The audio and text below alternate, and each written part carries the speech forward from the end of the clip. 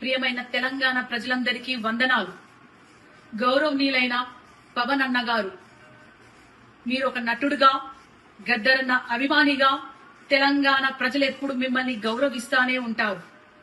కానీ తెలంగాణ ఆవిర్భావ దినోత్సవం రోజు మీరు మాట్లాడిన మాటలు ఒక తెలంగాణ ఆడబిడ్డగా నేను ఖచ్చితంగా ఖండిస్తున్నాను. తెలంగాణ సినిమాల్లో యాక్ట్ చేస్తే రాలేదు, తెలంగాణ పొత్తులకు పోతే రాలేదు, తెలంగాణ పైసలు వంచితే రాలేదు, తెలంగాణ లాబీలు చేస్తే రాలేదు. తెలంగాణ పోరాటం ఓ సాయుధ పోరాటం. తమ రక్తం చిందించిన గడ్డగా నిలబడ్డ తెలంగాణ బిడ్డల త్యాగాల పోరాటం. తెలంగాణ ఒక ఆత్మగౌరవ పోరాటం.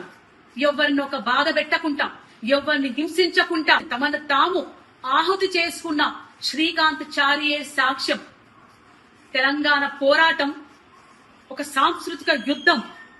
పాటలతోని, మాటలతోని ప్రజల్లోకెళ్లి, గడప గడపకెళ్లి ప్రజల్ని చైతన్యవంతం చేసిన పోరాట గాథలున్న చరిత్ర ఈ తెలంగాణ గడ్డ.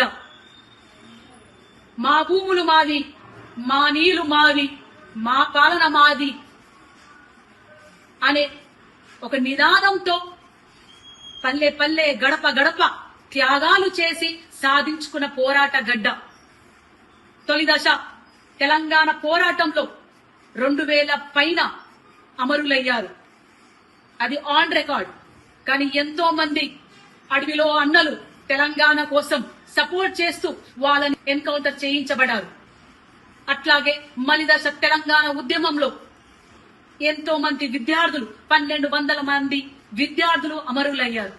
ఎంతో మంది ఆడబిడ్డలు, తల్లులు తమ కొడుకులని, తమ బిడ్డలని నడవండ్రా బిడ్డ, మన తెలంగాణ మనది, మీరు ముందుకెళ్ళండి, పోరాటంలో భాగం కండి, మేం కుటుంబాలను చూసుకుంటాం అని వీరగాథలు నడిచిన తెలంగాణ మనది. ఎస్, మీరన్నట్టే ఈ తెలంగాణ గడ్డ మా అయ్యల జాగీరే. మీరన్నట్టే నిన్న తెలంగాణ గడ్డ మా అయ్యల జాగీరు, ఈ రోజు మా జాగీరు, రేపు మా భావితరాల బిడ్డలు తెలంగాణ వారసులు.